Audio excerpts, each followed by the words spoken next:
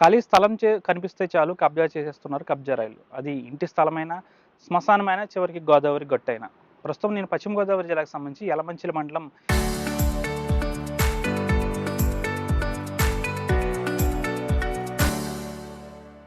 చెంచినాడులోని వశిష్ట వారధి కింద ఉన్నాను. ఇదంతా కూడా గోదావరి తీర ప్రాంతం, సిఆర్జెడ్ జోన్‌లో ఉన్న పరిధి.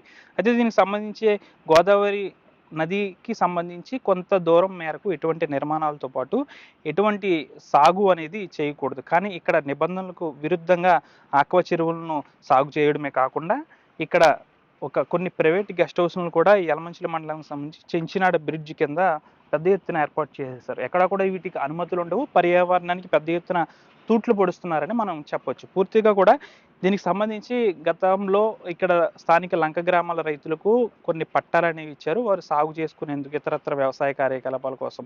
అయితే కొంతమంది రైతులు వారి అవసరాల నిమిత్తం ఈ ఈ పట్టాలను కూడా ఇతర వ్యక్తులకు అమ్ముకున్నారు. ఆ వ్యక్తులు వీటిని ఆసరాగా చేసుకుని ఆక్వా చెరువులు ఏర్పాటు చేసేశారు. ప్రైవేట్ గెస్ట్ హౌస్‌లను కూడా నిర్మించేశారని చెప్పాలి. అయితే దీనికి సంబంధించి సిఆర్జెడ్ పరిధిలో చాలా వరకు కూడా కొన్ని నిబంధనలు ఉంటాయి. ఆ నిబంధనలు పూర్తిగా కూడా కబ్జారాయులు అయితే అతిక్రమించారని చెప్పాలి. వాస్తవానికి సామాన్యులు ఎవరైనా చిన్న కబ్జాకు గురి చేస్తేనే వారిపై కేసులు అవి పెడతారు. అంతేకాకుండా ఇతరత్ర చట్టరీత్యా చర్యలు తీసుకుంటారు. అయితే ప్రస్తుతం ఈ విధంగా కొన్ని ఏళ్ల నుంచి ఇదే తతంగం నడుస్తున్నా ఎందుకు ఈ వ్యక్తులపై చర్యలు లేవంటూ కూడా స్థానికులు ఆరోపిస్తున్న పరిస్థితి కూడా నెలకొంది. వీరిపై ఎటువంటి చర్యలు తీసుకుంటారంటూ కూడా అడుగుతున్న పరిస్థితి కూడా నెలకొంది. ప్రస్తుతం పర్యావరణానికి సంబంధించి ఇదంతా కూడా పెద్ద ఎత్తున తూట్లు పొడుస్తున్నారని చెప్పాలి. పెద్ద ఎత్తున ఇదంతా కూడా కబ్జాకు గురైన ప్రాంతమే. అయితే దీనికి సంబంధించి ఎక్కడ కూడా ఆక్వా సాగుకు సంబంధించి అనుమతులు లేవు. కొన్ని మీటర్ల పరిధి వరకు కూడా సాగు చేయకూడదు.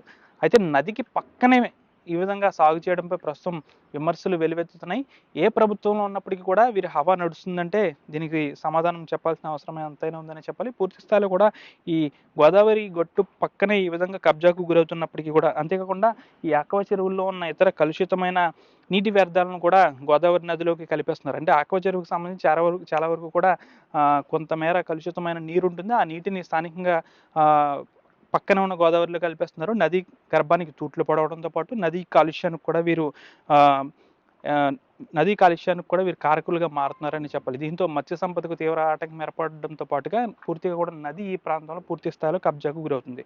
నది పూర్తిగా కూడా కలుషితానికి గురవుతుందని చెప్పాలి. అయితే మనం విజువల్స్లో చూడొచ్చు, ఇదంతా కూడా ఒక ప్రైవేట్ గెస్ట్ హౌస్ నది పక్కనే నిర్మించేశారు.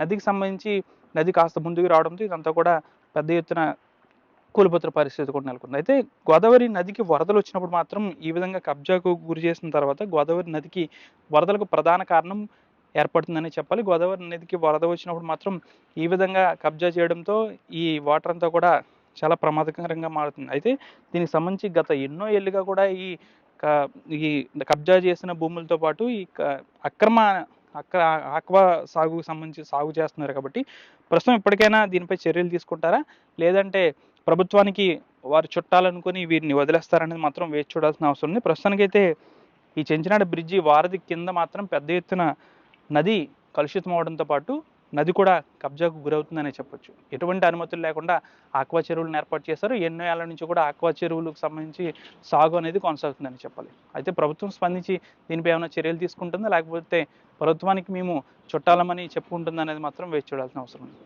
వీడియో జర్నలిస్ట్ శేఖర్తో మనోజ్ RTV చెంచినాడు నుంచి.